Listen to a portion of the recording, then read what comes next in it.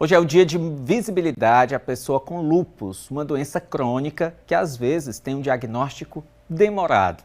A disciplina é fundamental no tratamento, tanto na mudança de hábitos como na medicação.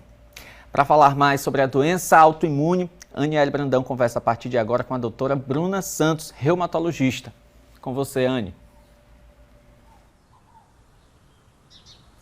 Sim, Felipe, bom dia a você, quem está acompanhando o Bom Dia Piauí, exatamente, viu? Hoje é um dia importante, é a gente falar sobre conscientização, de falar sobre informação, sobre o tratamento, sobre tudo que envolve a doença, o lúpus, e eu já começo aqui trazendo uma informação para vocês a respeito do público que geralmente é afetado por essa doença, mulheres, na grande maioria, mulheres em período fértil, mulheres jovens, até adolescentes, se destacam aí bastante com relação ao lúpus, e a gente vai saber agora mais informações, como você me adiantou, com a doutora Bruna Santos, que é médica reumatologista. Bom dia, seja bem-vinda ao Bom Dia Piauí. Doutora, primeiro gostaria que a senhora explicasse para a gente a respeito dos sintomas. Como essa doença se manifesta no corpo? Bom dia.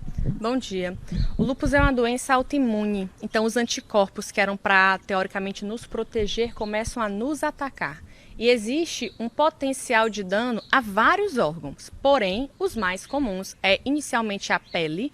O paciente fica com sensibilidade nessa região do rosto ao sol, bem como em outros locais, queda de cabelo, que nós chamamos de alopécia, e inflamações, logo dores também articulares. Mas potencialmente tem muitas outras manifestações, só que essas quase sempre, aí, na maioria dos pacientes, vai ser os sintomas iniciais. Doutora, após o diagnóstico, após a identificação dessa doença, o que é feito? Quais são os tratamentos que a medicina oferece hoje? Essa doença, né, da especialidade de reumatologia, então a primeira coisa é você procurar o especialista dessa área, que às vezes não é fácil encontrar, até no serviço privado, no serviço público também, demora a dar o diagnóstico por conta da raridade da doença e da especificidade do médico que trata dela.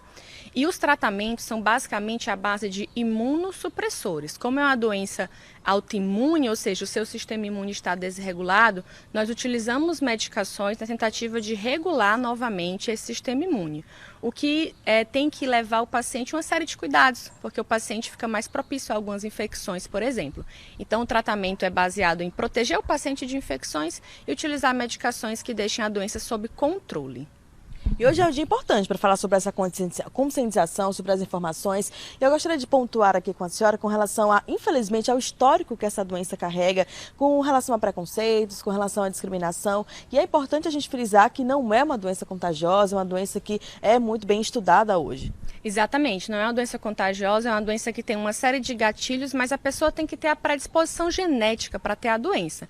E durante a vida pode acontecer algum gatilho que de repente leve então ao aparecimento dos sintomas. E por ser genética, claro, existe uma herança familiar, então às vezes numa família tem mais de uma pessoa com a doença, mas de forma nenhuma é a doença transmissível. Quais são esses gatilhos que a senhora pontuou agora que podem estar despertando, portanto, o aparecimento dela?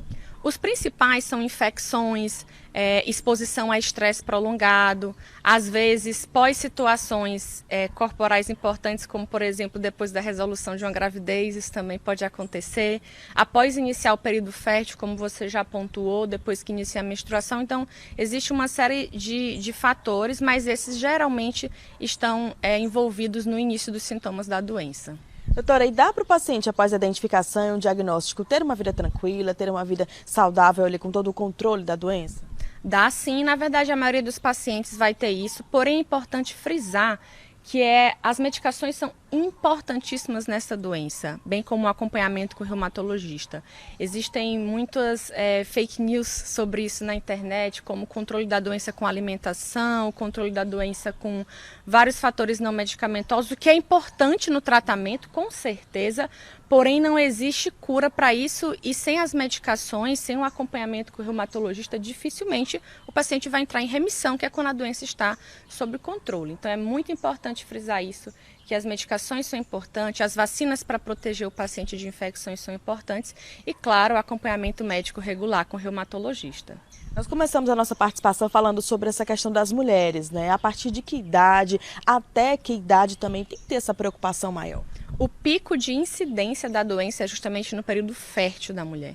Então, a partir do momento que a mulher menstrua até próximo da menopausa é o período maior, sendo que a gente vê mais uma prevalência entre mulheres de 20, 30 anos de idade para início dos sintomas. Muito obrigada pela sua participação e informações aqui conosco. Doutora Bruna Santos, que é médica reumatologista, trouxe informações importantíssimas sobre essa doença. Nesse dia importante também, é um dia de falar sobre o lúpus, é um dia de falar sobre conscientização, de levar informações para quem está aí do outro lado da telinha. E a gente cumpre aqui muito bem esse papel, falando um pouco mais sobre esse Dia Mundial de Conscientização sobre o Lúpus. Felipe, com você. Obrigado.